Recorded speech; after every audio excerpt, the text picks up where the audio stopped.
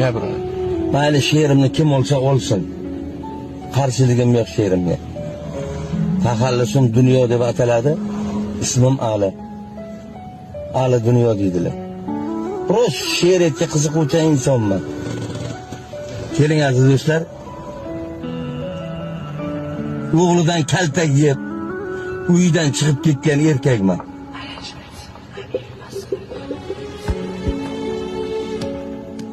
Dunyo farzandlar doimo o'ynasa kulsa.